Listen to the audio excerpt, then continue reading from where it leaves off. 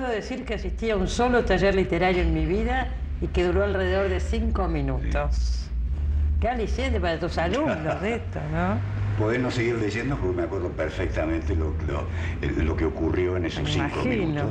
Yo llevaba un cuento que creía naturalmente que era extraordinario. En esa época yo tenía 16 o 17 años y se lo empecé a leer a un profesor sin cátedra de San Pedro, a Bocio Arnáez, un hombre muy sabio y muy particular. La penúltima vez que yo lo vi estaba aprendiendo ruso para leer a Dostoyevsky en su idioma original. La última vez que yo lo vi estaba leyendo a Dostoyevsky en ruso con una lupa de este tamaño, porque estaba casi ciego. Entonces, ese día le voy a leer mi cuento que empezaba: por el sendero venía avanzando el viejecillo.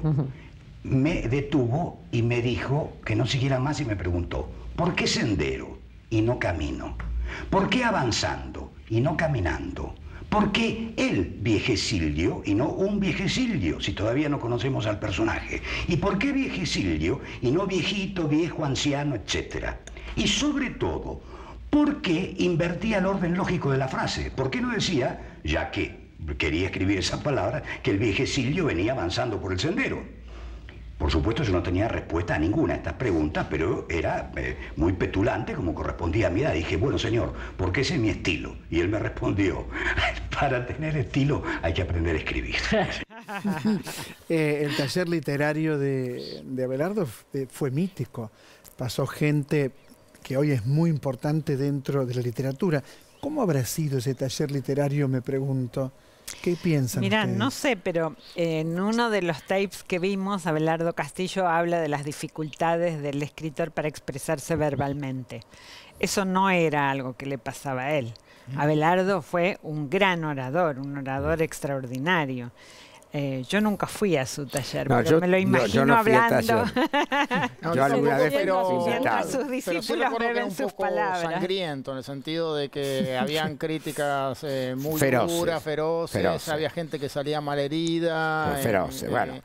Y aún así pasaron muy buenos escritores. Bueno, Gonzalo Guillermo Garcés, Sacomano, Gustavo Nielsen, con quien Abelardo tenía una particular atención porque le gustaban mucho sus cuentos. Claro, eso tenía. Fernanda García Curten, Marcelo Caruso, Edgardo González Amer, todos pasaron por el taller de Abelardo. Lo que decís es cierto, yo lo he contado 1000 veces, incluso en el prólogo a este libro lo cuento.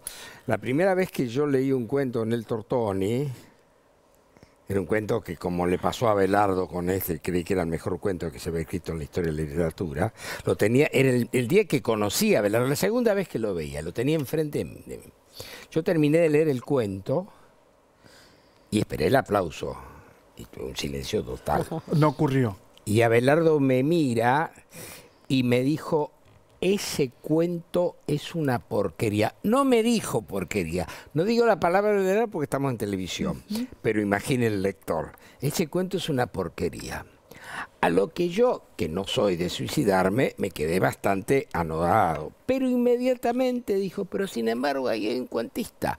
Y empezó a marcarme cosas que yo ni había visto. Cobré una cosa que decía que el personaje era un puntano, bueno, y que esto habla de que hay un cuentista, así que corregilo.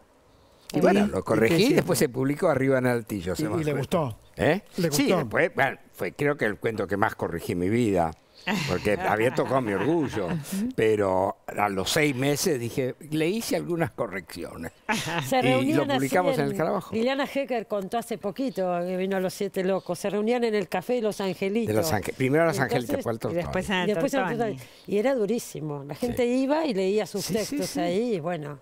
No es que no se respete, se respetaba mucho al autor, Sí. pero no éramos Pero había mucho complacientes, rigor, no claro. éramos complacientes. Nos tenemos que ir. decíamos. Se termina Quiero el decir programa. que no se va a velar a Abelardo Castillo, la familia lo ha decidido así. Yo quiero personalmente mandar un beso muy grande a Silvia Iparraguirre, Yo también. a yo Liliana también. Hecker, amiga de toda la vida, que deben estar pasando un momento tristísimo. Y tristísimo es el momento que estamos pasando todos. Se fue un gran escritor argentino. Y Silvia lo acompañó tanto. Alguna vez hablé con ella, alguna vez me contó parte de su vida literaria con Abelardo, todo lo que aprendió con él, todo lo que ella dice que le debía a él. O sea que desde aquí, lógicamente, con Cristina, el más fuerte abrazo. Con todos, ¿no es cierto? Yo diría el más conmovido abrazo, ¿no? Frente a esto uno se conmueve. Pero claro, Abelardo, ¿seguiremos leyéndolo?